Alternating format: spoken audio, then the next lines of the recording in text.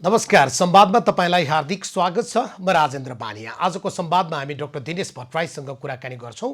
उहाँ परराष्ट्र मामिलाको विज्ञ हुनुहुन्छ। खास गरी प्रधानमन्त्री सुशील कोइराला हुँदाखेरिमा उहाँको परराष्ट्र मामिला सल्लाहकार हुनुहुन्थ्यो। त्यति नै बेला जति बेला नेपालमा वैशाख 12 को भूकम्पका कारण हामी त्राहिमाममा बाँचिरहेका थियौँ, वैशाख 29 गतेको ठुलो परकम्पले हामीलाई हल्लाइरहेको थियो, त्यति नै बेला जेठ 1 गते एउटा खबरले थप हाम्रो मथिङ्गल हामीलाई बढी हल्लाउन मद्दत गर्यो। भारतीय प्रधानमन्त्री र चिनिया प्रधानमन्त्रीका बीचमा भएको द्विपक्षीय सम्झौताको 28 नम्बर बुँदामा नेपालको लिपु भन्ज्याङ समेत मानसरोवरको आउजाउ गर्नका लागि भारत र चीनका बीचमा आपसी समझदारी भएको विषय आइसके पछाडि भूकम्पको साँच्चै नै पीडामा गुज्रिरहेको तत्कालीन सरकारले तुरुन्तै आफ्ना तर्फबाट भारतलाई प्रोटेस्ट नोट लेखेर पठाउने सम्मको र नेपाल सरकारले यो विषयलाई तत्काल समाधान गर्नका लागि प्रयास गर्ने कुरामा सल्लाह दिने र समन्वय गर्ने काम डाक्टर दिनेश भट्टराईले गर्नुभएको थियो। अहिले दुईवटा विषय त्यस पछाडि सबभन्दा बढी घटेका छन्। एउटा, भारतले उसको आफ्नो सर्वे विभागबाट जो नक्सा सार्वजनिक गर्यो त्यसमा लिपुलाई फेरि आफ्नै भूमिभित्र राखेर उसले सार्वजनिक गरेपछि हाम्रो मौसमी राष्ट्रवाद उर्लियो। हामीले केही समय विरोध गऱ्यौँ, त्यस पछाडि फेरि चुप लाग्यौँ, किनभने कोरोना कहर आयो नि। अनि यही कोरोनाको बीचमा दिल्लीबाट भारतीय रक्षा मन्त्री राजनाथ सिंहले पिथौरागढ हुँदै जसरी नेपालको लिपु भएर मानसरोवरसम्म जाने सडक समुद्घाटनको कुरा आयो, फेरि हाम्रो राष्ट्रवाद उर्लियो। किनभने मौसम यति बेला त्यस्तै छ, जेठ लाग्दै गर्दा पानी परेको पनि छ। त्यही बेलामा हामीले यो विषय कुरा गर्नु, राष्ट्रवाद मौसमी कुरा हो। अनि सरकारले के गर्नुपर्छ? परराष्ट्र मामिला विज्ञका हिसाबबाट उहाँले यो समस्याको समाधानको उपाय के देख्नु भएको छ? आज हामी डाक्टर दिनेश भट्टराईसँग कुरा गर्छौँ। डाक्टर साहब, स्वागत छ। धन्यवाद। एउटा बडो चित्त दुख्दो कुरा, तपाईँ मैले भन्दै गर्दा हाँस्नु भएको थियो। विश्वको कुनै अरू त्यस्तो देश होला जुन देशमा राष्ट्रवाद भने चाहिँ मौसमी हुन्छ? हामी 1 हप्ता, 1.5 हप्ता, 2 हप्ता सञ्चार माध्यममा पनि ठुल्ठुलो स्वरमा कराउँछौँ, हामी पनि विषय बनाउँछौँ, अनि त्यो बिर्सिन्छौँ, दुख्न छोड्छ, घाउ बिसो भएको जस्तो हुन्छ, तर साँच्चै नै खिल त पल्टिरहेको हुन्छ। किन यस्तो गर्छौँ हामी? म पनि त्यही मौसमी शब्द चाहिँ जुन प्रयोग गर्नुभयो नि, त्यो चाहिँ त्यो मौसम अनुसारको राष्ट्रवाद चाहिँ हामी कहाँ किन कसरी आइरहेछ भन्ने कुरा बडा महत्त्वपूर्ण कुरा। यो चाहिँ बडा गहन विषय, यसमा हामी खोतल्लिएर जानुपर्छ। अब यो भनिराख्दाखेरि 2017 को भनौँ न, त्यति बेला चाहिँ चुनाव भइरहेको थियो। चुनावको भाषण र अहिलेका कुराहरू फेरि ठिक छ, क्याम्पेनमा अलिकति चाहिँ यसो लिबर्टी लिइन्छ होला मतदातालाई प्रभाव पार्नलाई, खास गरी त्यो स्विङ। तर यो राष्ट्रवाद भनेको चाहिँ तपाईँको सडकमा हिँड्नेलाई पनि उही हो, सत्तामा बस्नेको लागि पनि उही हुन्छ।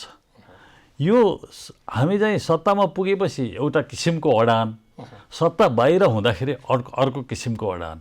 त्यो मैले भन्छु डबल। नेपालका राजनीतिक दललाई भन्नुभयो नि त्यही नेपालको राजनीतिक दललाई अहिले हामीले नेपालकै कुरा गरिरहेको छौँ। यो double standard is no standard at all, होइन? अब मान्छे एउटा स्ट्यान्डर्ड हुन्छ नि त, त्यो स्ट्यान्डर्ड चाहिँ पटक्कै भएन। अरू विषयमा तिमी सडकमा जाँदाखेरिमा या जनतामा भोट माग्दा जाँदाखेरिमा जनतालाई प्रभावित गर्न या आफ्नो पक्षमा मतदान गर्नका लागि तिमीले अलिकति मिठो कुरा अलिअलि झुटो बोल्यौ भने त्यो क्षम्य होला, तर मुलुकको अस्मिताका विषयमा, राष्ट्रको सीमाका विषयमा, भूमिका विषयमा त त्यस्तो गर्न पाइएन। सबैले गर्छन्, त्यो राजनीतिमा चाहिँ हुन्छ, तर के भन्दाखेरि क्याम्पेनिङ र गभर्निङ फरक कुरा हुन्। करेक्ट। अहिले हाम्रो नेतृत्व जुन चाहिँ सत्तामा छ, त्यति बेला राष्ट्रवादको चाहिँ धुनी जगाएर चाहिँ अब भोटहरू चाहिँ त्यो राष्ट्रवाद के इन्डियाप्रति लक्षित थियो कि त्यो भोट माग्नको लागि लक्षित थियो? अहिलेकोले स्पष्ट देखाउँदैछ कि त्यो त भोट तान्नको लागि मात्रै लक्षित रहेछ। नक्कली रहेछ। फेरि नेपालको राष्ट्रवाद त्यो भारत विरोधी, नेपालको राष्ट्रवाद भारत विरोधी हो, म त होइन भन्छु। नेपालको राष्ट्रवाद, राष्ट्रियता सबै नेपालभित्र बस्ने नागरिकहरूलाई यो मेरो मुलुक हो भन्ने भावना, सेन्स अफ बिलोङ्गिङनेस हामीले सिर्जना गर्न सक्नुपर्छ, होइन? अब तपाईँको राज्यको कुरा गर्नुभयो, राज्यको पहिचान भनेको के?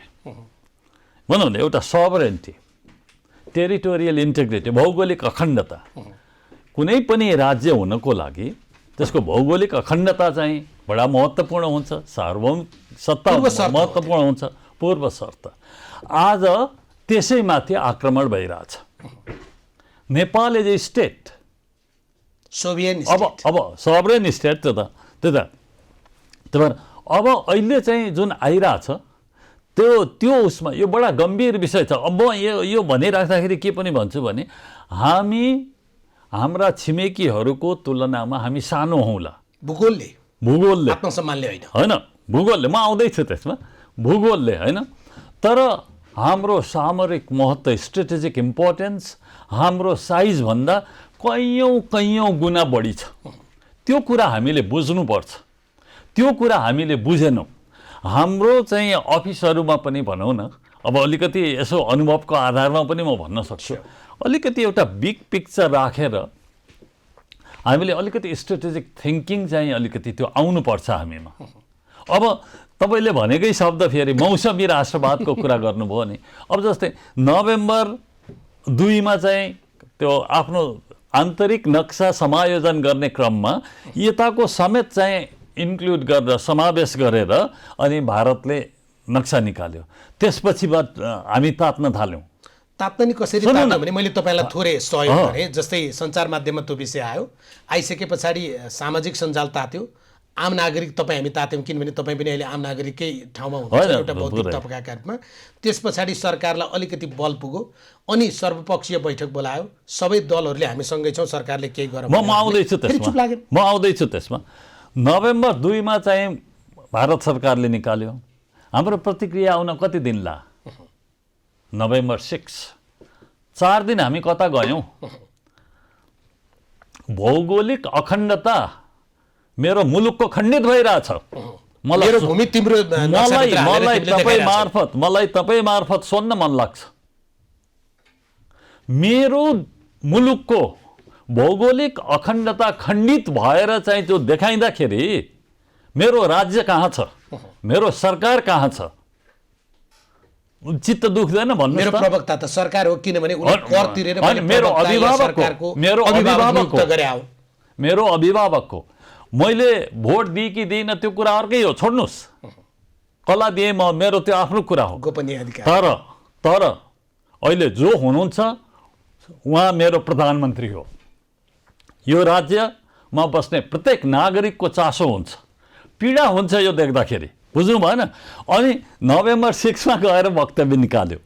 अनि त्यसपछि तपाईँको नोभेम्बर 7 चाहिँ उनीहरूले तुरुन्त उनीहरूको हेर्नुहोस् कति छिटो प्रतिक्रिया दिन्छ। अस्ति पनि मे 8 तारिकको दिन उद्घाटन भयो, अनि हामीले अर्को दिन सूचना आओस् र निकालौँला भनेर एक दिन पर्ख्यौँ। हाम्रो परराष्ट्र मन्त्रालयले वक्तव्य निकालेको कति आधा घन्टा 1 घन्टाभित्र के भनेर आउँछ? वी हेभ सिन, त्यहाँ हामीले चाहिँ देख्यौँ तिमीहरूको रिपोर्ट, एजिफ कि चाहिँ अब ठिकै मानिन्छ त्यसलाई, भन्नु भएन? त्यस्तो आएको रहेछ, हामीले म पेपरमा पढेँ अथवा न्युज पेपरमा यताउति मैले देखेँ, सामान्य प्रतिक्रिया जस्तो भने। मतलब अब हाम्रो चाहिँ यो के भन्दा फेरि अहिलेको सरकारको मात्रै दोष पनि होइन, हाम्रा राज्य संयन्त्रहरू वर्षौँदेखि दशकौँदेखि कमजोर पार्ने काम भइरहेछ, र त्यो कमजोर पार्ने कामलाई अहिले चाहिँ अरू चाहिँ त्यसमा कमजोर बढावा मात्रै हो, तीव्रता दिइरहेछौँ।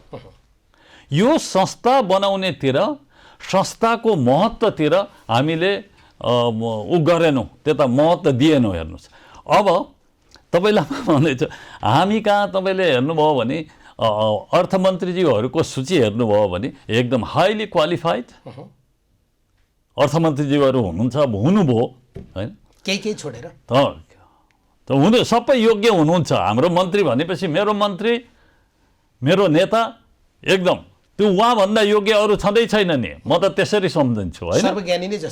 सर्वज्ञानी त त्यो एक्स अफिसियो आउने प्रचलन पनि छ यहाँ होइन। भन्न खोजेको कुरो के भने त्यो रिसर्चतिर, अनुसन्धानतिर हामीले चाहिँ एकदम बलिया संस्थाहरू बनाएर खोज अनुसन्धान गर्ने कुराहरू अब धेरै कुराहरू छन्। त्यसको निष्कर्षलाई हामीले सन्दर्भका रूपमा प्रयोग गर्न सकियोस्, प्रमाणका रूपमा प्रयोग गर्न सकियोस्, तथ्यका रूपमा प्रयोग अब गर्न हामी सकियोस्। मैले भने यस्तो संवेदनशील भू राजनीतिक अवस्थितिमा छौँ, हाम्रो चाहिँ जियो पोलिटिकल लोकेसन भनौँ न, यस्तो लोकेसनमा अब सबैको विश्वको ध्यान चाहिँ तपाईँको हाम्रा छिमेकी मुलुकहरूमा छ। विश्वको ध्यान छिमेकी मुलुकहरूमा पुगिराख्दाखेरि हामी त्यो बिचमा छौँ। अनि यो छिमेकी मुलुकहरूको चाहिँ उदयबाट, प्रगतिबाट अब अहिलेको विद्यमान महाशक्तिले यसले त हाम्रो चाहिँ हैकमलाई चाहिँ च्यालेन्ज गर्न थाल्यो, स्ट्याटस कोलाई यसले चाहिँ च्यालेन्ज गर्न थाल्यो भनेपछि ऊ पनि सतर्क हुन्छ। अब यसलाई कसरी नजरअन्दाज गर्ने, अन्डरमाइन गर्ने भनेर चाहिँ उसले पनि सोध्छ नि, आफ्नो स्ट्रेटेजी त सबैको हुन्छ नि, होइन? अब त्यो भइराख्दाखेरि हामी त त्यसै यसमा परिहाल्यौँ। हेर्नुहोस्, हामी त्यो राडारमा परेका छौँ र त्यसकारण हामीले हाम्रो नेपालसँग सम्बन्धित, नेपालको हितसँग सम्बन्धित कहाँ के कुराहरू कति बेला हुन्छन् तुरुन्त टिपेर, त्यो भुइँमा खस्न नपाउँदै टिपेर त्यसको चिरफार गरेर अनि ल है यसको सम्भावित चाहिँ असर चाहिँ हाम्रो राष्ट्रलाई यो पर्न सक्छ, त्यसकारण हामी चनाखो हुनु पर्यो। उसले कति छिटो प्रतिक्रिया दिँदो रहेछ। अर्को एउटा उदाहरण हेरौँ, नेपालमा त्यो हामी नगर्दा राम्रो होइन। राष्ट्रवाद भनेको कसैको विरोध गरेर होइन, आफ्नो मुलुकको समर्थन गरेर, आफ्नो सीमा जोगाएर, आफ्नो मुलुकभित्र खुसियाली ल्याएर हुने होला। नेपालको कुनै भूभागमा नरेन्द्र मोदीको, महामहिम नरेन्द्र मोदीको चाहिँ पुतला दहन भयो होइन। बिजेपीको एकजना नेताले नेपालको महत्त्वपूर्ण मान्छेलाई फोन गरेर तपाईँको देशमा हाम्रो महामहिमको चाहिँ पुतला दहन हुने, यो त राम्रो भएन नि, तपाईँले के गरिरहनु भएको छ भन्न भ्याउँछन्। हामी चाहिँ हाम्रो सीमाको विषय, हाम्रो जमिनमा चाहिँ सडक बनाएको छ अनि समय कुर्छौँ। अहिले तपाईँले भन्नुभयो हाम्रो भूमि राखेर नक्सा निकाल्छ, 4 दिन लाग्छ हामीलाई बोल्नलाई, हाम्रो मुखमा के सुपारी हुन्छ? अनि तपाईँले त्यो कुरा गर्नुभयो, जुन भारत विरोधी भावनाको कुरा गर्नुभयो नि, भारतीय प्रधानमन्त्रीको पुतला जलाउनु, त्यो पुतला जलाउने त्यो तरिका पनि मलाई ठिक लाग्दैन। हेर्नु, विरोध कूटनीतिक कुरामा यो प्रकारको विरोध नगरौँ। सुन्नु न, यहाँ जति प्रखर रूपमा एकदम चाहिँ भारतको विरोधी गर्ने चाहिँ मान्छेहरू हुन्छन्, तपाईँलाई लाग्दैन यसो चाहिँ हाम्रो विगतलाई हेरौँ न। मैले त भन्छु भूगोल र इतिहास कुनै पनि राष्ट्रले बाहिर हेर्ने दुईवटा आँखा हुन् र बाहिरकोले नेपाललाई हेर्ने पनि भूगोल हेर्छ पहिले, त्यसपछि हिस्ट्री हेर्छ। कल्चर पनि होला होइन, कल्चर त हिस्ट्रीमा त्यो आइहाल्छ होइन, त्यो आउँछ, त्यो पनि हेर्छ। त्यसकारण चाहिँ यो सब कुरा गरिराख्दाखेरि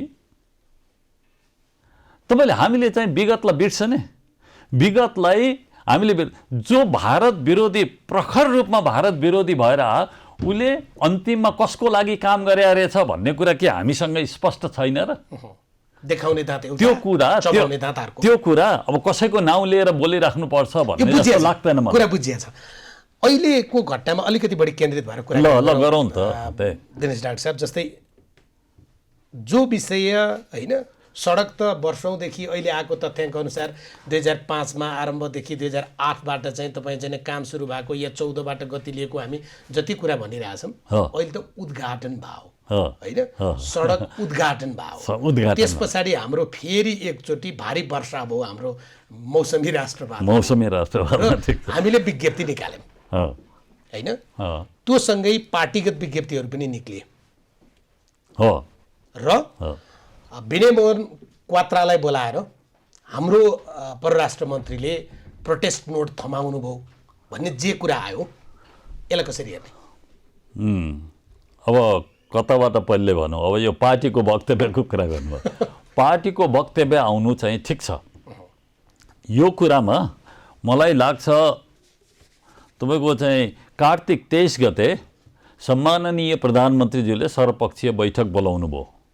सर्वपक्षीय बैठक बोलाइसकेपछि उहाँलाई सबै दलहरूले, त्यो प्रतिपक्षको कुरा अरू सबै जो साना ठुला सबै दलहरूलाई बोलाउनु भयो, बडा राम्रो काम गर्नुभयो। त्यसपछि एउटै आवाजले प्रधानमन्त्रीजी हामी तपाईँको पछाडि छौँ, पुरा राष्ट्रको प्रतिनिधित्व तपाईँले गर्नुहोस्, पुरा राष्ट्रको आवाज चाहिँ तपाईँले उठाउनुहोस् भनेपछि पुरा राष्ट्र चाहिँ उहाँको पछाडि हुँदाखेरि प्रधानमन्त्रीज्यू त्यसै पनि चाहिँ आँट भएको मान्छे हो नि हाम्रो सम्माननीय प्रधानमन्त्री, हामी त्यही विश्वास गर्छौँ होइन? अब त्यही भएर हामीले प्रधानमन्त्री बनाएको हो यो मुलुकले, होइन?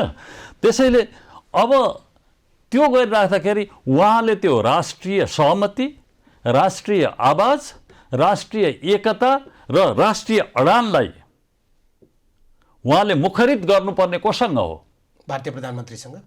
अनि मुखरित कता हुन्छ? नेपाली जनता समक्ष। नेपाली जनताले त बाबा ठुलो विश्वास गरेर उहाँलाई चाहिँ अहिलेसम्म चाहिँ भनौँ 20औँ वर्षसम्म कसैलाई नदिएको अभिमत त दिएकै छन् नि। त्यसकारण प्रधानमन्त्रीजीले त्यो अडानलाई, राष्ट्रिय आवाजलाई बोल्न सक्नु भएन, मुखरित गर्न सक्नुपर्छ। त्यो मुखरित गरेको खै मैले चाहिँ पढेको छैन, मलाई थाहा छैन। अनि तपाईँले भनेको पार्टीको वक्तव्य, ठिक छ, पार्टीको वक्तव्य आउनु ठिक छ। अब मैले देखिरहेको थिएँ यो कुरा गरिराख्दाखेरि यो सत्तारूढ दलको चाहिँ वक्तव्य पनि आयो दुईजना अध्यक्षको। अब दुईजना अध्यक्ष हुनुहुन्छ त्यो फाइन, दुईजना जेट हो, त्यो कारणले दुईटा पाइलट। त्यही त, अब त्यो त के हो त्यो भित्रको कुरो, होइन? अनि हाम्रो सम्माननीय प्रधानमन्त्रीज्यू पनि त्यसको अध्यक्ष हुनुहुन्छ, उहाँले चाहिँ पनि सही गर्नुभएको छ। पार्टी अध्यक्षका रूपमा, प्रधानमन्त्रीका रूपमा होइन, पार्टी अध्यक्षकै रूपमा हो, तर सरकार सञ्चालन पनि उहाँले नै गरिराख्नु भएको छ। यो मुलुकलाई उहाँले नै हाँकिराख्नु भएको छ। अब त उहाँको पनि चाहिँ छ हस्ताक्षर। अब यो मैले भन्न खोजिरहेको कुरो के भन्दाखेरि नेपाली जनताले त उहाँलाई पुरा विश्वास गरिरहेका छन्। नेपालको जनता मात्रै होइन, प्रतिपक्ष दल जसले चाहिँ चुनावमा चाहिँ यो हुँदैन है, यो हामी ठिक हौँ भनेर गए, उनीहरूको तुलनामा उहाँलाई बढी मत दिएर त्यत्रो प्रचण्ड भनौँ न एकदम चाहिँ ठुलो बहुमत दिएर पठाएपछि त उहाँ त त्यसै बलियो हुनुभयो नि त, होइन? त्यस कारण चाहिँ उहाँले सरकार पनि सञ्चालन गरिराख्नु भएको छ। कुरो उठेकोले मात्रै पार्टी अध्यक्षको पार्टीको वक्तव्यमा सही नगरेर सरकारको प्रधानमन्त्री मैले भन्न खोजेँ पार्टी अध्यक्षको रूपमा सही गर्नुभयो, त्यो ठिक छ तपाईँले भनेको। तर के भन्दाखेरि पार्टी अध्यक्ष त हुनुहुन्छ नै, तर प्रधानमन्त्री पनि हुनुहुन्छ। त्यो सही आएको कुरो मैले चाहिँ अब बुझेको छैन। अब चाहिँ यसो विचार त्यो अर्को किसिमले पनि सोच्न सकिन्छ, त्यो त सही गर्नुभयो, ठिक छ। कुरा नघुमाउनुहोस् न, कुटनीतिमा चाहिँ भाषाको असाध्यै धेरै महत्त्व हुन्छ। यहाँसम्म कि शरीरको तपाईँले कुन अङ्ग कसरी चलाउनु भयो, अर्थात् आँखा कसरी झिम्क्याउनु भयो भन्नेसम्मको अर्थ हुन्छ। हिजो मात्रै हामी कुरा गरिरहेको थियौँ, होइन? खास गरी क्वात्राले किन चाहिँ एउटा खुट्टामाथि अर्को खुट्टा राखे, हाम्रो परराष्ट्र मन्त्री चाहिँ खुट्टा सिधा गरेर बस्नु भएको छ सम्म हामी हेर्छौँ कुटनीतिमा भने पछाडि। यो उहाँले पार्टी अध्यक्षका रूपमा सही गर्नु हुँदैन थियो, त्यो गर्नुभन्दा उहाँ त मुलुकको प्रधानमन्त्री हो नि, त्यो रूपमा बोल्नु पर्थ्यो। तपाईँले भने त्यही हो, अध्यक्ष हो, उहाँले सही गर्नुभयो, त्यसमा भनाइ मेरो केही छैन। यो मतलब प्रधानमन्त्री पनि हो नि, उहाँले नै सञ्चालन गरिराख्नु भएको छ। एकजनाले गर्दा भइहाल्थ्यो नि, त्यो पार्टीको अडान त गइहाल्थ्यो नि। यहाँ बात हाम्रो परराष्ट्र मन्त्रीले त हामी कहाँ एउटा चलन छ नि त, खास गरी भारतसँग जोडिएर भारतको जसले सबभन्दा ठुलो स्वरमा विरोध गर्न सक्छ ऊ चरम राष्ट्रवादी हुने रोगबाट पनि हामी ग्रसित छौँ। त्यो सिन्ड्रोम पनि छ। त्यो रोगै त्यही हो नि त यहाँको। तपाईँले मौसमी राष्ट्रवाद भन्नुभयो नि, तपाईँको शब्द मलाई खुब चाहिँ शपथ लिन मन लाग्यो। सिकाउन सक्यो भने मेरो लागि एउटा शब्द पनि ठुलो कुरा हो नि। त्यहीँनिर उभिएर भारतीय राजदूतलाई तत्काल बोलाएर उहाँले, हिजो हामीले 4 दिन त वक्तव्य निकाल्न लागेको थियो भने आज त उहाँले राजदूतलाई बोलाएरै आफ्नो चाहिँ विरोध दर्ज गराइसक्नुभयो। अब चाहिँ सरकार साँच्चै असली राष्ट्रवादी रहेछ भन्ने पनि विश्लेषण भएको छ। होइन, उहाँले बोलाउनु भयो, त्यो हाम्रो कन्सर्न देखाउनु भयो। उहाँलाई परराष्ट्र सचिवले भेट्नुहोस् भन्दा पनि हुन्थ्यो एम्बासडरलाई, अथवा त्यहाँ जोइन्ट के अरे साउथ एसिया हेर्ने, इन्डिया हेर्ने जुन चिफ हुनुहुन्छ त्यो उहाँले भेट्दा पनि हुन्थ्यो, उहाँले भेटेर दिँदा पनि हुन्थ्यो। परराष्ट्र मन्त्रीजीले आफै भेटेर दिनुभयो, त्यो हाम्रो कन्सर्न कुन लेभलमा छ भनेर देखाउनु भयो। यो राम्रो कुरा होइन। यही सन्दर्भमा म चाहिँ के पनि भन्न चाहन्छु भन्दाखेरि जस्तै 2015 को कुरा पछि आउने कि अहिले आउने, तपाईँले जोड्दै लाँदा मिल्यो। त्यति बेला सबै चाहिँ त्यो मे 15, 2015 मा चाहिँ त्यो वक्तव्य आयो। तपाईँले आफ्नो परिचयात्मक उसमा पनि भन्नुभयो भूमिकामा। अनि त्यो आइसकेपछि यहाँ चाहिँ अब प्रधानमन्त्रीजीलाई चाहिँ त ब्रिफ गर्नु पर्यो नि। ब्रिफ गरिसकेपछि सबै फ्याक्ट्सहरू थाहा पाइसकेपछि अनि उहाँलाई भन्नु पर्यो नि, हामी कहाँ एउटा एक्जिस्टिङ मेकानिजम छ। अहिले जोइन्ट कमिसन चाहिँ जुन गठन भएको हो होइन त्यो गठन गत साल 2014 मा त्यो गठन भएको चाहिँ फरेन सेक्रेटरी लेभलको मेकानिजमले यो काला पानी र सुस्ता अनि प्रायोरिटी बेसिस पनि भनेको छ है त्यहाँ फेरि भन्दा त होइन गर्ने भनेको छ। त्यसकारण के गर्ने भन्दा के तपाईँहरूले भनेर हुन्छ त्यो मेकानिजम तपाईँहरूको काम गर्दै गर्नुपर्छ, त्यसलाई स्पिड अप गर्नुहोस्। राष्ट्रको भूगोलमाथि चाहिँ यो भइरहेछ, भौगोलिक अखण्डताको कुरो छ, म कुरा गर्छु भनेर चाहिँ सिधै फोन कुरा गर्नुभयो उहाँले।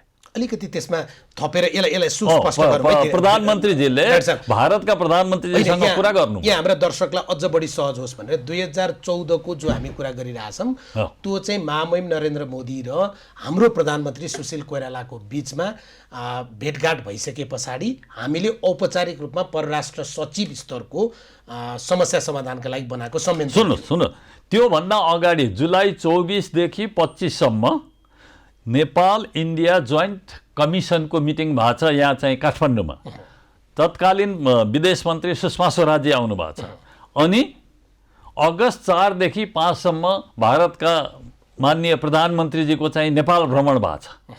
दुबईमा यो कुरा चाहिँ विवादित कुरा हो, त्यसकारण चाहिँ फरेन सेक्रेटरी लेभलको संयन्त्रले यसलाई चाहिँ समाधान गरोस् र त्यही भने नि अघि मैले अनि प्रायोरिटी बेसिस भनेर चाहिँ त्यसरी आएको। त्यसलाई क्लियर गरेपछि अब मे 15 मै जाउँ। तपाईले भनेको जब ली खच्याङ र नरेन्द्र मोदीको हस्ताक्षरको त्यो 42 बुँदे सहमति पत्र तपाईहरुले पढ्नुभयो हैन? त्यस पछाडि त्यसको 28औं नम्बर बुँदाले हैन धेरै को पर्यो। एकचोटी पढौँ 28 नम्बर बुँदा ल्याउनु यहाँ छ नि के एकचोटी सुनाउँ हाम्रो दर्शकलाई।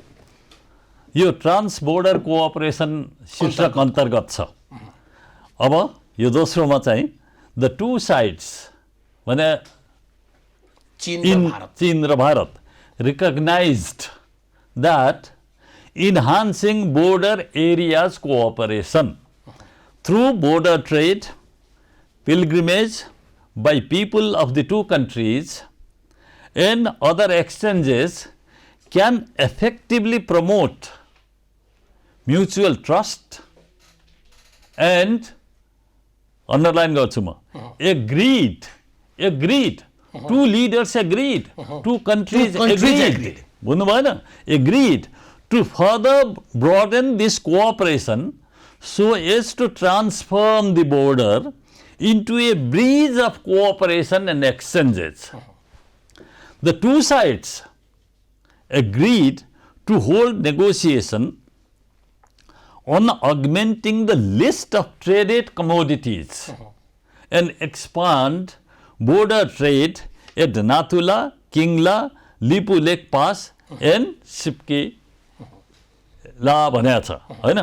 भने यो चाहिँ बोर्डर एरियाज कोअपरेसन वृद्धि गर्नको लागि, तीर्थयात्रीहरूको आवाज जावतलाई सहज बनाउनको लागि र आपसी विश्वासलाई चाहिँ प्रवर्धन गर्नको लागि अब यो चाहिँ एउटा ब्रिज अफ कोअपरेसन र एक्सचेन्जेस गर्नु पर्यो भनेर त्यहाँ स्पष्ट लेखिएको छ। हामीले यसका लागि भनिहाल्यो नि, दुई लिडर एग्रिड, दुई मुलुक एग्रिड, चीन एग्रिड। यो कुरा तपाईले तत्कालीन प्रधानमन्त्रीलाई या तपाईहरुले बताउनु भयो आफ्नो संयन्त्रबाट, त्यस पछाडी उहाँले तुरुन्त नरेन्द्र मोदीसँग कुरा गर्नुभयो? गर्नुभयो त, गर्नुभयो र भन्नुभयो यो लिपु लेक चाहिँ यो हाम्रो भूगोलमा पर्ने, हाम्रो टेरिटोरीमा पर्ने, यो कसरी चाहिँ त्यहाँ हाम्रो सहमति बिना, हाम्रो जानकारी बिना है, अनि हाम्रो चाहिँ अर्को संलग्नता बिना, अझ भने तीनवटा शब्दहरू संलग्नता बिना कसरी भयो भन्दाखेरि उता त अब स्तब्ध। अब चाहिँ यो कसरी नेपालले यत्रो कुरा उठाइरहेछ बा। अब तपाईँलाई एउटा कुरा अर्को भनौँ, हुन त आइसकेको छ। उहाँले त्यो कुरा उठाएपछि बाहिर फेरि कूटनीति भने बाहिरतिर यो सडकको विषय बनाउने कुरा होइन, यो कुरा साह्रै धेरै भएपछि मात्रै चाहिँ यो चाहिँ उहाँले यसरी संवाद गर्नुभएको भनेर पछि आएको। यो बढी कूटनीतिले अलिकति चाहिँ शान्त पनि खोज्छ हैन? शान्त कूटनीति त्यसको एउटा मर्यादा पनि हो, अनि चाहिँ सबैको आफ्नो चाहिँ मर्यादा हुन्छ। त्यसकारण चाहिँ तपाईको यो भनिराख्दाखेरि उहाँले चाहिँ कुरा गर्नुभयो हैन, उताबाट के जवाफ आएन र निश्चित भइसकेको, हामी भित्रभित्र काम गरिरहेको थियौँ। उहाँको भारतको भ्रमण बिचमा आएर अचानक रोकियो। त्यहाँ जानु अगाडि त्यो पनि मेरो प्रश्नभित्र छ। त्योभन्दा अगाडि जस्तै उताबाट के भनियो भन्ने कुरा त तपाईँहरूले सुन्ने कुरा भएन। प्रधानमन्त्रीले तपाईँहरूलाई यस्तो जवाफ आयो भने पछाडि, किनभने यो त फेरि व्यक्ति र व्यक्तिको कुरा होइन, मुलुकको सरकार प्रमुखको कुरा हो। त्यो हामीले आपसमा दस्तावेजीकरण गर्ने विषय पनि हो। समग्रमा मामय मोदीको जवाफ चाहिँ हाम्रो प्रधानमन्त्री सुशील कोइराला के रहेछ? त्यो फोन कलको उहाँलाई त हेर्नुहोस्, नेताहरूको अब यो एग्रिड भनिराख्दाखेरि सबै कुरा नेताहरूलाई डिटेल त थाहा हुँदैन। पछिबाट चाहिँ भेट्दाखेरि यताउति त्यो कुरा उठाइदिएर अब हाम्रो प्रधानमन्त्रीजीलाई त्यतिका डिटेल त थाहा हुँदैन नि, होइन? डिटेल थाहा हुँदैन। अनि भनौँ नि, उहाँले के तिमीहरूले मलाई ब्रिफ गरेनौ केही भन्नुभयो होला उहाँले, मोदीले, होइन? उहाँ आफ्नो कर्मचारीहरूलाई त्यो किसिमको आशय नि अनि अलिकति भनेको उहाँले पक्कै पनि हामीलाई जानकारी बिना यो गरिएछ, यो विषयलाई रिभिजिट गरौँला। होइन, त्यो त होइन, त्यो भएदेखि त तपाईँको यतिका कामहरू अगाडि बढ्ने नै थिएन नि। अब उहाँ चाहिँ त एकदम के जवाफ दिने, जवाफै थिएन नि। उहाँले जवाफ केही दिनु भएन। पेलेरै जाने कुरा भयो। अब पेलेर जाने कुरा त अब चाहिँ अहिलेका गतिविधिले देखाइरहेछ नि। सुशील कोइरालाको भ्रमण चाहिँ त्यही कारण चाहिँ, अर्थात् त्यही टेलिफोन कलका कारण, त्यही अब्जेक्सनका कारण। तपाईँलाई भन्छु म, पाउनुहोस्, जुन महिनामा त्यति बेला हामी सारको चेयर पनि थियौँ, अहिले पनि छौँ नि सारको चेयर त। सारको अर्को सम्मेलन भएको छैन, हामी सारको अध्यक्ष छौँ। त्यहाँ दिल्लीमा साउथ एसियन युनिभर्सिटी छ। इन क्यापेसिटी अफ चान्सलर, सार्कको चाहिँ अध्यक्ष त त्यो सार्क युनिभर्सिटीको चान्सलर पनि हुन्छ, होइन? त्यस्तो प्रोभिजन रहेछ। अनि अब भिजिट पनि गर्ने, अनि भ्रमण पनि गर्ने, प्यारे त्यहाँ एड्रेस पनि गर्ने, कन्भोकेसन एड्रेस अब चाहिँ गर्ने भने मतलब त्यसरी भित्रभित्र काम हुँदै थियो। त्यो बाहिर आएको कुरो होइन, है? अब तपाईँले चाहिँ कुरा निकालिहाल्नुभयो र मैले चाहिँ अब यो हाम्रो चाहिँ जानकारीमा आओस् भनेर पनि, अब किनभने त्यो त्यति चाहिँ संवेदनशील भन्दा पनि घटनाक्रमहरू जोड्नको लागि मैले चाहिँ यो भनिरहेको तपाईँलाई। अब मेरो जानकारीमा है, सुशील कोइराला प्रधानमन्त्री हुनुभयो 20 महिना। फेब्रुअरीमा 2014मा उहाँ प्रधानमन्त्रीको शपथ ग्रहण गर्नुभयो। अक्टोबर 11मा चाहिँ उहाँ बाहिरिनुभयो र अहिलेकै सम्माननीय प्रधानमन्त्रीज्यू प्रधानमन्त्रीमा निर्वाचित हुनुभयो, होइन? अनि त्यो भइसकेपछि अनि उहाँ अनि त्यसपछि त्यो उठाएको जुन विषय हो नि, त्यो विषय त अब चाहिँ अगाडि बढाउनु पर्ने। त्यो पूर्वाधिकारी सरकारले गरेको कामलाई, सरकार भने अविच्छिन्न उत्तराधिकारी, त्यो उत्तराधिकारी सरकारले उठाउनु पर्ने भन्ने हाम्रो बुझाइ हो। हामीले कहाँनिर पुर्याएर छोडेका थियौँ त्यति बेला, किनभने बडो उर्लिदो राष्ट्रवाद थियो त्यति बेला, उर्लिदो राष्ट्रवाद त्यो भने नि। उहाँले कुरा गर्नुभयो। अब हेर्नुहोस्, उहाँ चाहिँ जब प्रधानमन्त्री हुनुभयो नि, उहाँ ब्ल्याङ्क सिट भन्छु म त, ब्ल्याङ्क स्लेट, होइन? अब बाहिर राजनीति मात्रै गरिराख्नु भएको छ, उहाँलाई त अनुभव त थिएन नि त। तर उहाँले के भन्नुभयो, यो रेकर्डमा बस्नुपर्छ, नोट पठा। अनि जुन कुरा गरेर उहाँले भन्नुभयो ती शब्दहरू राखेर नोट पठाइयो। अहिले त्यो रेकर्डमा छ। मलाई चाहिँ त्यो नोटमा हामीले सारमा विषय के लेखेका थियौँ, होइन? यो हाम्रो टेरिटोरी हाम्रो सहमति बिना, हाम्रो जानकारी बिना, अनि हाम्रो चाहिँ संलग्नता बिना यो कसरी भयो, त्यसकारण यसलाई करेक्सन गरियोस् to reflect the ground realities. तपाईँलाई म भन्ने आज त्यति मात्रै होइन, प्रधानमन्त्रीले गर्नुभयो। त्यसपछि तपाईँको जुन 25मा 2015 भूकम्पबाट पीडित थियो, तपाईँ भनिहाल्नु भएको थियो, होइन? त्यति बेला इन्टरनेसनल कन्फरेन्स गरियो, चाहिँ डोनरको इन्टरनेसनल कन्फरेन्स गरियो। तत्कालीन अर्थमन्त्रीज्यू डाक्टर रामशरण महत, उहाँसँग सोद्धा पनि हुन्छ, उहाँ दिल्ली जानुभयो। दिल्ली गएर उहाँले चाहिँ अब त्यो अहिलेका परराष्ट्र मन्त्रीजी भारतका त्यति बेला विदेश सचिव हुनुहुन्थ्यो, उहाँसँग त्यो कुरा गर्नुभयो, उठाउनु भयो। उहाँले त्यहाँका मन्त्रीजीलाई भेट्ने चाहिँ कुरा थियो, प्रधानमन्त्रीजीलाई भेट्ने कुरा थियो। उहाँलाई भेट्ने टाइममा त उहाँको प्रधानमन्त्रीको कता कता व्यस्तता भयो भनेर चाहिँ अनि अलिकति चाहिँ त्यो टाइम मिलेन हेर्नुहोस्। त्यसपछि टाइम मिलेन कि टार्यो? सुन्नु न, म आउँदैछु। टाइम मिलेन भन्ने खबर आएपछि त हामीले त त्यही बुझ्नु पर्यो। अनि त्यसपछि उहाँले यहाँ फोन गर्नुभयो, मतलब ब्रिफ त गर्नुभयो नि प्रधानमन्त्री। मैले समय पाइनँ, म भेट्न खोजेँ। के हो भने होइन तपाईँ भेट्नुहोस् भन। अनि भेट्ने हामीले जोड गरिसकेपछि उहाँले त्यस दिन उड्ने चाहिँ उहाँलाई भेटेर उड्ने चाहिँ मलाई लाग्छ उहाँसँग सोद्धा अझ चाहिँ ठिक होला, उड्ने चाहिँ जुन उहाँको फ्लाइट चाहिँ निश्चित भएको थियो त्यो टिकट क्यान्सल गर्नुभयो र भारतका प्रधानमन्त्रीजीसँग अर्को दिन भेटेपछि बल्ल उहाँ आउनु भएको छ भने उहाँले पनि त्यो कुरा उठाउनु भएको छ। मैले भन्न खोजिरहेको कुरो के भन्दाखेरि कूटनीति यो चाहिँ एउटा प्रक्रिया हो। हेर्नुहोस्, तुरुन्त एकपटक भेट्न बित्तिकै एउटा फोन गर्न बित्तिकै सबै समस्याको समाधान हुन्छ भन्ने होइन। कूटनीतिक एउटा प्रक्रिया हो, निरन्तरको चाहिँ फलोअप चाहिन्छ। त्यहाँनिर एउटा मेरो मनमा धेरै समयदेखि अड्किरहेछ त्यो प्रश्न सोधिहाल्छु। ल भन्नुहोस्। जसरी तपाईँले भन्नुभयो, जब हामीले चाहिँ यो सम्झौताको कुरा सुनायौँ, ब्रिफ गऱ्यौँ, बुझायौँ, त्यस पछाडि यो कुर्ने कुरा छैन, प्रक्रियामा जाने कुरा छैन, तुरुन्त फोन लाऊ भनेर सुशील कोइराला आफैमा शान्त स्वभावको मान्छे हुनुहुन्छ। शान्त स्वभावको अझ कतिपय भाषामा यो उहाँ चाहिँ दिवंगत हाम्रो आदरणीय पूर्व प्रधानमन्त्री हो, गलत अर्थ नलागोस्, ढिलो पनि भन्थ्यौँ हामी होइन। तर उहाँले चाहिँ तत्काल फोन लगाऊ म कुरा गर्छु भनेर चाहिँ जो अग्रसरता लिनुभयो होइन। हामी अहिले के भन्छौँ भने भारतीय प्रधानमन्त्रीसँग हाम्रो चाहिँ प्रधानमन्त्रीले कुरा किन गर्न नसके, तत्काल किन कुरा नगरे, तथापि हिजो मात्रै उहाँको कुरा आएछ, भारतीय समकक्षीसँग उहाँको कुरा भयो, कुरा हुँदाखेरिमा कोरोनाका विरुद्ध संयुक्त रूपमा लड्ने विषयमा छलफल भयो भनेर चाहिँ लेखिया छ। यो विषयमा कुरा भयो भन्ने लेखिया छैन, कुरा नभएर नलेखिया होला या लेख्ने ठाउँ नभएर नलेखिया होला होइन, अटाएन होला, ट्विटमा फेरि निश्चित हुन्छ नि त शब्द। त्यहाँनिर मैले तपाईँलाई सोध्न खोजेको हो, अनि किन कुरा नगरे यो विषयमा भन्यो भने कूटनीति भनेको जति बेला पायो त्यति बेला दुई मुलुकका प्रधानमन्त्री कुरा गर्ने विषय हो र भनेर मान्छेहरू भन्छन्। आफू बालोटारभित्र नपसेका कारणले त्यो थाहा नभएको होला। प्रधानमन्त्रीको बिचमा चाहेको बेलामा कुराकानी हुन त सक्दो रहेछ नि होइन। अनि भयो त, चाहेपछि त भइहाल्यो नि त। अनि तपाईँको कूटनीतिको कुरा गर्नुभयो, कूटनीतिमा मैले बुझेअनुसार नै तपाईँले अघि पोस्चरको कुरा गर्नुभयो, पोस्चर पनि इम्पोर्टेन्ट हुन्छ। कुनै बेला भन्दै थिए चप्पल लगाएर हाम्रो प्रधानमन्त्री भेट्न गयो भनेर पनि हामीले पढ्यौँ नि होइन।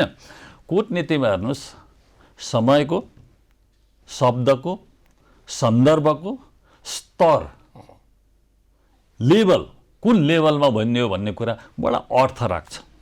जस्तै मैले भने नि, हिजो चाहिँ हाम्रो माननीय परराष्ट्र मन्त्रीजीले भारतीय राजदूतलाई बोलाएर दिनुभयो, त्यो हाम्रो हाई लेभलको कन्सर्न देखाउनु भयो, राम्रो गर्नुभयो। त्यो तुरुन्त उसै दिन हुनुपर्थ्यो, मे 8 को दिन हुनुपर्थ्यो, त्यो ढिलो भयो, ढिलै भए पनि त्यो तरिका चाहिँ आफ्नो कन्सर्न गर्यो। अब 2015 को प्रधानमन्त्री सुशील कोइरालाको फोनको कुरा गर्नु, उहाँले त्योभन्दा हाइएस्ट लेभल त थिएन अर्को एक्जिक्युटिभ, अब सम्मानीय राष्ट्रपति जे हुनुहुन्छ त्यो अर्कै हो होइन। उहाँ हाम्रो चाहिँ संविधानले सेरेमोनियल राष्ट्रपति, हाइएस्ट लेभलमा नेपाल कति कन्सर्न रहेछ, कति वरिड रहेछ यो भौगोलिक अखण्डता खण्डित भएकोमा भन्ने त्यो त देखियो नि त। त्यो तपाईँको प्रायोरिटीलाई, प्राथमिकतालाई, त्यो चासोलाई, त्यो चिन्तालाई हामीले निरन्तरताका साथ राख्न सक्यौँ कि सकेनौँ त्यो कुरा अर्को छ। त्यहाँनिर एउटा प्रश्न तपाईँलाई सोध्छु, अर्को एउटा शब्द प्रयोग गर्छु, फेरि तपाईँलाई चित्त नदुखोस्। तपाईँ तत्कालीन प्रधानमन्त्री सुशील कोइरालाको परराष्ट्र मामिला सल्लाहकार भएका कारणले नेपालमा एउटा रोग छ डाक्टर साहब, तपाईँलाई विज्ञ चाहियो भने पनि तपाईँको दलको सदस्यता भएको हुनुपर्छ। ऊ मात्रै तपाईँ विज्ञ देख्नुहुन्छ, त्यस अर्थमा तपाईँ काङ्ग्रेसलाई माया गर्ने मान्छे हो, त्यसकारण तपाईँ परराष्ट्र मामिला सल्लाहकार बन्नुभयो भन्ने ठाउँमा उभिएर मैले तपाईँलाई प्रश्न सोधेँ। ठिक छ, कम्तीमा पनि काङ्ग्रेसले होइन भारतको विरोध गर्ने या भारतको विरोधका विषयमा राष्ट्रवाद देखाउने यस्तो निम्छरो कुरा गरेर हुन्छ? काङ्ग्रेसको भारतसँग जोडिएको राष्ट्रवाद चाहिँ निम्छरो भन्छ। ल, तपाईँले दुईवटा कुरा महत्त्वपूर्ण गर्नुभयो, म यसलाई भनौँ है। हेर्नुहोस्, यहाँ चाहिँ विचार पनि एउटा दलगत विचार मात्रै स्वीकार्य हुन्छ, तपाईँले त्यो ठिक भन्नुभएको छ। फेरि त्यहीँनिर अर्को कुरा के भन्नुभयो भने, हो म डेमोक्र्याट हो, प्रजातन्त्रवादी हो। म प्रजातन्त्रवादी हुँदाखेरि नेपाली काङ्ग्रेससँग सम्बन्धित हुन्छु भने म 100 पटक होइन 1000 पटक हुन तयार छु।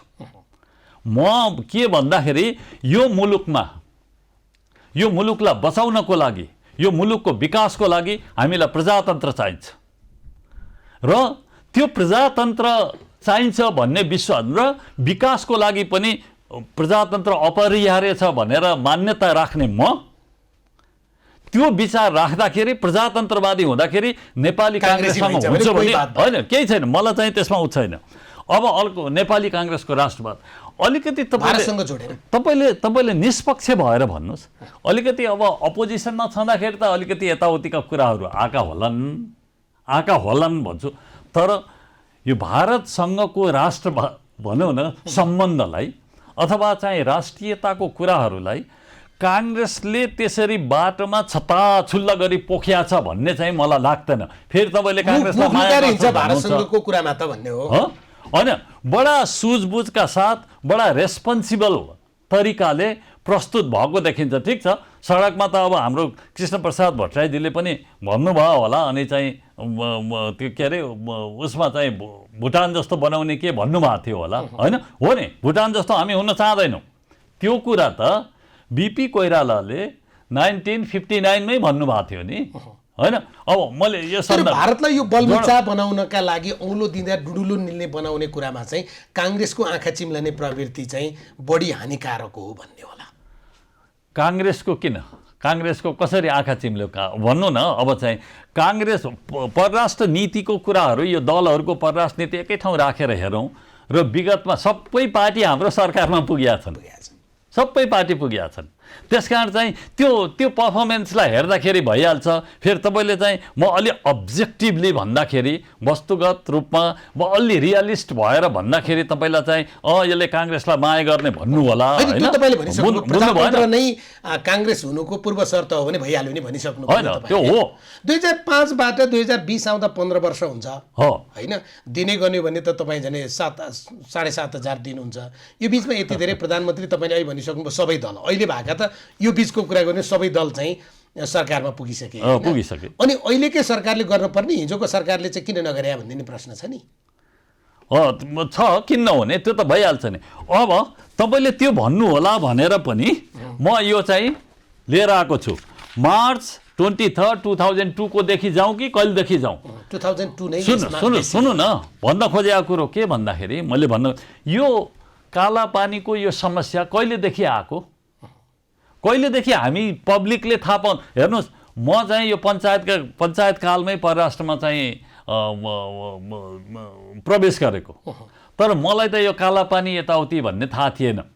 अब स्पष्ट रूपमा भन्दाखेरि यो समस्याको गम्भीरता सुन्नु न, भन्न खोजे यो कसले ल्यायो? नेपालको समस्या यो छ भनेर कसले ल्यायो? प्रजातन्त्रले ल्यायो।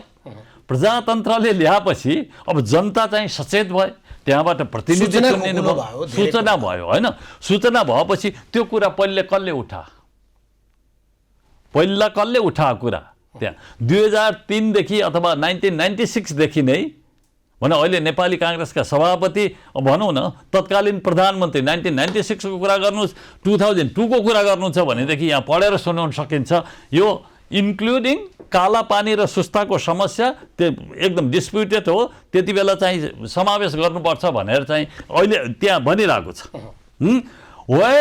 where there were differences in perception of the two sides, त्यति बेला ल हेर्नुहोस्। अब यो 2002 मार्च 23 को चाहिँ उसमा जोइन्ट स्टेटमेन्ट निस्किया छ, त्यति बेला चाहिँ इन्क्लुड भएको छ। यस्तै हेरेर मैले कसैलाई चाहिँ ऊ भन्न खोजे होइन, कोही पनि कम राष्ट्रवादी छैन यो मुलुकमा, हामी सबै राष्ट्रवादी हो, होइन? त्यसकारण कसैले कम गर्यो म भन्दैन कि। अब त्यो वक्तव्यहरू छन् नि, जो संयुक्त विज्ञप्तिहरू छन् नि, भिजिट भइरहेछ, कति पटक चाहिँ हाम्रो प्रधानमन्त्रीजी जानुहुन्छ, उताका आउँछन्, तर हामीले वक्तव्य हेरेर स्पष्ट लगाउन काङ्ग्रेसको पालामा कति पटक चाहिँ यो कालापानी र लिपुलेकको या हाम्रा समस्याहरू चाहिँ त्यहाँ भएका छन् र कति बेला चाहिँ छुटिया छन् भन्ने कुरा त्यताबाट थाहा हुन्छ। अब यो भनिराख्दाखेरि मैले तपाईँलाई भन्छु, कूटनीतिमा यो दाबी भनेको कुरो चाहिँ हामीले जानेको है, छोड्नु हुँदैन। भनिराख्नुपर्छ। त्यो चिज त म तपाईँ मार्फत तपाईँलाई त पुनरावृत्ति मात्रै हो, दर्शकलाई काम लाग्छ। 1971 पछि खास गरी साह्रै ठुलो विवाद भएको 1974 शेख मुजिबुर रहमान प्रधानमन्त्री हुनुहुन्थ्यो बङ्गलादेश, होइन? त्यो मुद्दा, उसको सीमाको मुद्दा 2015 आइपुगेर उनकी छोरी प्रधानमन्त्री भएको बेलामा भारतले जमिन लिएर सल्टा होइन?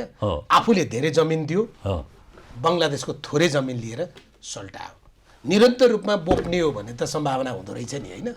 अब त्यसले गर्दा मैले तपाईँलाई अहिले सोध्न खोजेको विषय चाहिँ फरक के थियो भने विज्ञप्तिमा के निकालियो, कस्तो भाषा प्रयोग गरियो, कसले कति क्रान्तिकारी कुरा गर्यो, कसले कुटनीतिक मर्यादा राख्यो, विज्ञप्ति आफै बोल्दैन नि, त्यो पढ्नुपर्छ नि। अनि त्यसलाई त कार्यान्वयनमा लैजानु पर्यो नि त। हो, मेरो प्रश्न त्यही हो, कार्यान्वयनमा लैजानु पर्यो। हामीले यतिवटा विज्ञप्ति निकाल भेनेजुएलामा मदुरोलाई चाहिँ अप्ठ्यारो पर्यो, यहाँ विज्ञप्ति निकाल्नु के अर्थ छ? होइन, त्यो कुरा छोड्नुहोस्।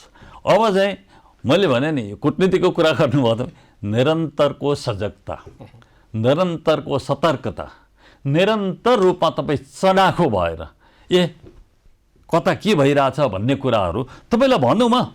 अब यो कुरा हाम्रो चाहिँ सम्मानीय प्रधानमन्त्रीजीले मङ्सिर 1 गते के भन्नुभयो, यो अर्थ राख्छ के, बुझ्नु भएन? मङ्सिर 1 गते भन्नुभएको छ, राष्ट्रिय युवा सङ्घको सम्मेलनमा भेलामा भन्नुभएको छ, पार्टीको भातृ सङ्गठन हो त्यो होला। अनि अब कालापानीमा रहेका सेना फिर्ता लैजान भारतलाई आग्रह गर्नुभएको छ र त्यहाँ भन्नुभएको छ मिचिएको 1 इन्च जमिन नछाड्ने भने यो सरकार राष्ट्रहितको पक्षमा, मैले मिडियाबाट टिप्या है यो चाहिँ है, राष्ट्रहितको पक्षमा अड्न र लड्न सक्छ। अब त्यसलाई त कार्यान्वयनतिर अब चाहिँ त्यो त एक्सनमा देखिनु पर्यो नि त। यस्तो होला, म गोर्खाको होइन, लड्ने भनेर डन्डा लिएर त्यो निस्कने होइन। यति सिरियस कुरामा अलिकति कुरो मिसाइहालौँ न। हामीले इतिहासमा तपाईँहरूले पढाए त हो नि, अनि मैले गोर्खाका घलेहरू चाहिँ राजा हुनु पर्यो नि त फुलपातीको दिनमा कि दसैँको दिनमा, होइन? अनि उनीहरू चाहिँ तिग्रामा घिउ लगाएर वर्षभरि अनि दौडिने जान्थे अरे क्या। कार्तिक मङ्सिरको कुरा हो नि दिनेश सर यो, होइन? उहाँले घिउ लगाइरहनु भएको होला त। सुन्नु न, त्यसको नोभेम्बर 17मा हाम्रो सम्मानीय प्रधानमन्त्रीजीले त्यो भन्नुभयो। नोभेम्बर 19मा अनि उहाँ उत्तराखण्डको, किनभने हेर्नुहोस् अर्थपूर्ण किन हुन्छ यो कुटनीतिमा, हामीले यो हेर्नुपर्छ। उत्तराखण्ड हाम्रो चाहिँ सिमानासँग जोडिएको हो। त्यहाँका मुख्यमन्त्री त्रिवेन्द्र सिंह रावत, अहिले पनि उहाँ नै हुनुहुन्छ क्यारे, होइन? उहाँले के भन्नुभयो भने नेपालले जे बोलिरहेको छ चिन्ताजनक छ। कालापानी भारतको हिस्सा हो, यो भारतकै, यो सुन्नुहोस्, यो उहाँकै शब्दमा यो भारतकै रहनेछ। ल अब उहाँको भनाइ होइन, उहाँ हाम्रो सम्मानीय प्रधानमन्त्रीजी बोल्नु भएको, त्यसको जवाफ कहाँबाट आयो? त्यो भूमिसँग जोडिएको प्रदेश हो उत्तराखण्ड। मुख्यमन्त्रीजीले त्यहाँको उत्तराखण्डको मुख्यमन्त्रीजीले चाहिँ यो के केन्द्रसँग समन्वय नगरिकन दिनुभएको छ भन्ठान। त्यहाँनिर अर्को सन्दर्भ जोड्छु, जस्तै राजनाथ सिंहले उद्घाटन गर्नुभयो, त्यसपछि हामीले यहाँ चर्को स्वरमा विरोध गऱ्यौँ, अर्थात् हाम्रो विज्ञप्ति निस्क्यो। त्यस पछाडि एकजना सेनाको जनरलले बोल्नुभयो, होइन? यो नेपालले के दाबी गरेर हामीले बुझाएको छैन, यो विवादित भूमि हाम्रो भूमि हामी के गर्छौँ भने उसलाई के मतलब भन्नुभयो उहाँहरूले। अहिले पनि कोरोना पछि गफ गरौँला भन्नुभएको छ। अब त्यो कोरोना पछिको गफ त छँदैछ। अनि तपाईँले चाहिँ त्यो शब्द हेर्नुहुन्छ, शब्द चाहिँ हेर्नुहुन्छ भने ल हेर्नुहोस्, अब यहाँ चाहिँ के भनिरहेछ भने यो कोरोना पछि गर्ने भनिराख्दाखेरि after 2 countries and 2 societies have successfully, सफलतापूर्वक कोरोनालाई पराजित गरेपछि अब त्यो सफलतापूर्वक अब कहिले 1-2वटा केस रहँदाखेरि नहुने हो कि? हुन त हाम्रो परराष्ट्र मन्त्री, तपाईँ र म वैज्ञानिक होइन, वैज्ञानिकको कुरा गरौँ, 2024 सम्म कम्ती पनि यो रिकर अर्थात् पुनः देखिन सक्छ। अब हुन त परराष्ट्र मन्त्रीले हामीले कोरोनासम्म पर्खन सक्दैनौँ, कुर्दैनौँ भन्नुभएको छ। यो कुर्दैनौँ भनिराख्दाखेरि पनि मलाई हेर्नुहोस्, गर्छौँ चाहिँ के वार्ता गर्नुपर्ने त उता गएर हो नि, उनीहरूसँग वार्ता गर्ने हो। अब नोभेम्बर 2 देखि हामीले डिप्लोमेटिक नोट पठाएछौँ। अब डिसेम्बरमा एउटा ल उपयुक्त समयमा हामी गरौँला भन्ने चाहिँ एउटा जवाफ आएको कुरा हामी मिडियामा पढ्यौँ। अब फेरि परराष्ट्र सचिव बदलिने, उहाँ चाहिँ अब एउटा ट्रान्जिसन छ भन्ने पनि भयो। ल ठिकै छ भने अब एकपछि अर्को चाहिँ त्यो भेट्न त भइहाल्यो नि, फरेन सेक्रेटरी लेभलमा भेट्नलाई चाहिँ त्यहाँ केही छैन नि त। तर यो मुद्दा फरेन सेक्रेटरी लेभलमा जो संयन्त्र हामीले बनाएको छौँ त्यहीँबाट समाधान हुँदैन भन्ने अलि पिल्लिएको जस्तो चाहिँ देखियो। समाधान हुँदैन भनेदेखि हाम्रो राजनीतिक नेतृत्व त छ नि, हाम्रो उच्च तह छँदैछ नि। तपाईँको जेसुकै भए पनि ल भोलि हाम्रो सम्मानीय प्रधानमन्त्रीजीले भारतका माननीय प्रधानमन्त्रीजीसँग कुरा गर्नुभयो भनेदेखि त्यो टेकअप गर्ने त त्यही संयन्त्रले हो र टेक्निकल डिटेल सबै राखेर प्रस्तुत गर्ने त त्यही संयन्त्र हो। त्यसकारण चाहिँ त्यो संयन्त्र त सधैँभरि सक्रिय हुनै पर्छ। अन्तिममा एउटा टेक्निकल प्रश्न सोध्छु, कूटनीतिक प्रश्न तपाईँले जाने भएर मलाई अलिक भन्नुहोस्। त्यो विषय स्पष्ट नभए यो प्रोटेस्ट नोट जो हामी भनिरहेछौँ होइन, अर्थात् चाहिँ हामीले विभिन्न प्रकारका पत्र पठाउँछौँ नि, परराष्ट्र मन्त्रालयले एउटा या सरकारले एउटा विज्ञप्ति निकाल्छ त्यो कुरा होला होइन, पोलिटिकली कूटनीतिक रूपमा हामीले चाहिँ विरोध जनाउँछौँ अर्थात् प्रोटेस्ट लेटर भन्छौँ, यसको चाहिँ के त्यसको ओजन फरक फरक हुन्छ हो? होइन, डिप्लोमेटिक नोट होइन, सुन्नु न, त्यो प्रोटेस्ट नोट पनि डिप्लोमेटिक नोट नै हो मैले बुझेसम्म। अब जस्तै हामीले 2015मा हामीले पठायौँ, we sent a diplomatic note to Government of India protesting the inclusion of Kalapani, Lipu Lake in the joint statement, protesting the inclusion of Lipu Lake in Nepal के अरे इन्डिया चाइनाको जोइन्ट स्टेटमेन्टमा भएकोमा हामीले प्रोटेस्ट गऱ्यौँ होइन। अब हिजो प्रधानमन्त्री के अरे परराष्ट्र मन्त्रीजीले भारतका चाहिँ राजदूतलाई दिनुभएको मैले के अनुमान गर्छु भन्दाखेरि यो तपाईँहरूले जुन गर्नुभयो बाटो बनाएर उद्घाटन उही अब्जेक्टिभ हाम्रो आपत्ति छ। मैले अब यसलाई यसरी अर्थ लगाउँछु, के लेखिया छ मलाई थाहा छैन। नेपाल गभर्मेन्टले भारतलाई चाहिँ डिप्लोमेटिक नोट दियो, बडा सिरियस, किनभने त्यो लेभल जुन लेभलमा दिनुभयो त्यो लेभलले नै चाहिँ गम्भीरतालाई चाहिँ बताउँछ। Objecting the construction of road and inauguration thereafter, अब भनेर के लेखिया छन् है। अब चाहिँ तर के भन्दाखेरि त्यो डिप्लोमेटिक नोटै हो, त्यो प्रोटेस्ट नोट भन्ने शब्द त्यति राम्रो होइन। अब अर्को चाहिँ हो त प्रोटेस्ट नोट भन्ने, अब त्यसलाई जसरी भन्नु त्यो डिप्लोमेटिक नोट हो, नकारात्मक शब्द त्यति धेरै डिप्लोमेटिक नोट हो त्यो होइन। ओहो, भारतसँगको हाम्रो सम्बन्ध बडा महत्त्वपूर्ण छ। अब यस्तो महत्त्वपूर्ण सम्बन्धलाई तपाईँ हामीले यहाँ बसेर विचार गरिराख्दाखेरि हाम्रो राष्ट्रिय जीवनको प्रत्येक पक्ष कुनै न कुनै रूपमा, अब यो हामीले यो वास्तविक भएर भन्नुपर्छ, अब्जेक्टिभली भन्नुपर्छ, कुनै न कुनै रूपमा नेपाल भारत सम्बन्धसँग जोडिन आउँछ। त्यसकारण चाहिँ यो महत्त्वपूर्ण सम्बन्धलाई, यो प्रेसियसनेसलाई हामीले बचाउनु पनि पर्छ। यसमा जब एउटा मान्छे मात्रै यति बेला कामयाब हुनुहुन्छ होइन, हामीले अपेक्षा गरेको, मैले अन्तिममा सोधेको प्रश्न हो यो। अब तपाईँको टोपी मेरो टोपीले काम गर्दैन होइन, यो प्रधानमन्त्रीकै टोपी चाहिन्छ। अनि त्यो त हाई लेभल, अब सुनवाई नभएपछि त डिप्लोमेटिक नोट यत्रो आदान प्रदान भयो, अब डेट आउँदैन, यो त गएन, अगाडि बढेन नि त। अब त्यसपछि पोलिटिकल लेभलमा त जानुपर्छ। हामी प्रधानमन्त्रीको अनुहार हेरिरहेछौँ, तपाईँले बोलेको पनि हामीले सुनेका थियौँ, 1 इन्च जमिन पनि दिन्न भन्नुभएको थियो। हो त्यही त होइन हो, अहिले हामीले पढेर पनि सुनायौँ। हो, कृपया प्रधानमन्त्री यति गरिदिनुहोस्। ल हाम्रो पनि त्यही आग्रह छ, हाम्रो प्रधानमन्त्रीको पहलबाट यो समस्याको समाधान होला, अगाडि बढ्ला होइन, त्यसरी सोचौँ हामी पनि। तपाईँलाई धेरै धेरै धन्यवाद। ल बोलाउनु भयो र यो कुराहरू राख्ने चाहिँ मौका दिनुभयो, धन्यवाद बोलाउनु भएको। डाक्टर दिनेश भट्टराईसँग आज हामीले कुराकानी गऱ्यौँ। पक्कै पनि विभिन्न समय र कालखण्डमा भएका महत्त्वपूर्ण घटना सन्दर्भ जोडेर उहाँले जसरी तथ्य र तथ्याङ्कका आधारमा प्रस्तुत गर्नुभएको छ, कूटनीति उत्ताउलो विषय होइन, कूटनीति उत्तेजनाको विषय पनि होइन। दुई मुलुक बीचको सम्बन्धको कुरा गर्दै गर्दा सीमाको एउटा बिन्दुले सबै कुरालाई भत्काउने ठाउँमा लान पनि हुँदैन। त्यही कारण आज फेरि पनि आवश्यकता छ भने वार्ता, आज फेरि पनि आवश्यकता छ भने वार्ता, आज फेरि पनि आवश्यकता छ भने वार्ता र त्यहीभित्र समाधान। आजको संवाद यहीँ सकिन्छ। खबरभित्रको खबरका लागि हेर्दै रहनुहोला एभी न्युज खबर। नमस्कार।